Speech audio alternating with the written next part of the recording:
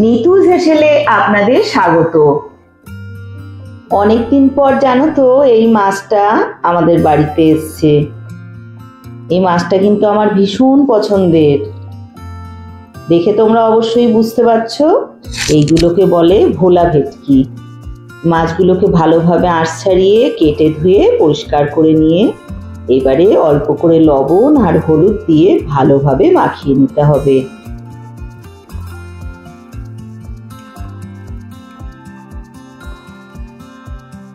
সুন্দর করে লবণ হলুদ মাখিয়ে নিলাম মাছগুলোকে।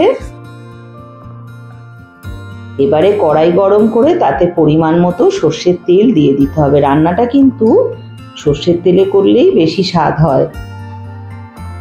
তেল গরম করে নিয়েছি, এবারে দিয়ে দেবো এর মধ্যে একে একে মাছগুলোকে।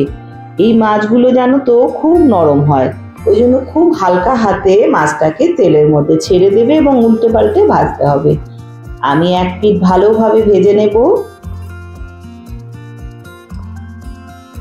উল্টো পিঠটাকেও উল্টে দিয়ে এরকম লাল লাল করে ভেজে নিতে হবে। খুব নরম মাছ বলে খুব হালকা হাতে কিন্তু আমি উল্টে পাল্টে নিলাম।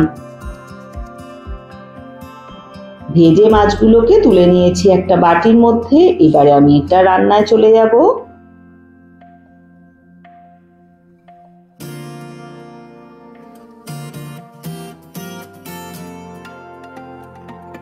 মাছ ভাজা তেলের মধ্যেই 1 চামচ রসুন বাটা দিয়ে দিলাম।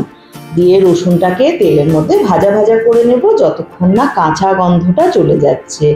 তার মধ্যে আমি দিয়ে দিলাম 2টো লাল পাকা কাঁচা লঙ্কা, সেইটা বাটা দিয়ে ভালোভাবে লঙ্কাটাও বেটে নিচ্ছি। আর অল্প পরিমাণে জল দিয়ে দিলাম যাতে মশলাটা পুড়ে না যায়।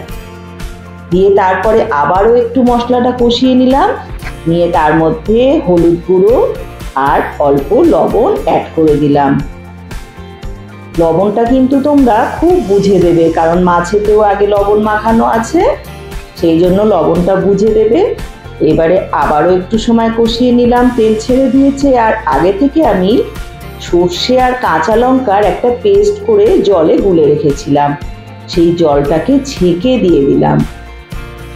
ছিপড়ে যেটা থাকে সেটাকে ফেলে দিলাম। আরও অল্প একটু জল দিয়ে দিলাম। ঝোলটা কিন্তু তোমরা তোমাদের যেরকম লাগবে সেই বুঝে জলটা দেবে। ওপর থেকে দিয়ে দিলাম আরও একটা কাঁচা লঙ্কা, ঝালটাও কিন্তু তোমরা টেস্ট অনুযায়ী দেবে। ঝোল ফুটে গেলেই ভেজে রাখা মাছগুলোকে সব ঝোলের মধ্যে দিয়ে ভালোভাবে ফুটিয়ে নিতে হবে। মাছটা কিন্তু খুবই নরম, খুব বেশি ফোটানোর দরকার নেই, অল্প একটু সময় ফোটানোর পরেই ঝোলটা কমে গেছে। ওপর থেকে একটু কাঁচা সর্ষের তেল ছড়িয়ে দিয়ে গরম ভাতের সঙ্গে পরিবেশন করতে হবে। এটা কিন্তু দুর্দান্ত স্বাদ হয়।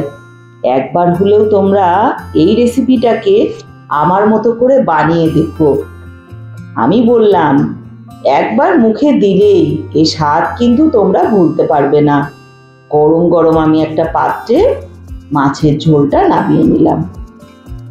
কেমন লাগলো আমাকে অবশ্যই জানাবে।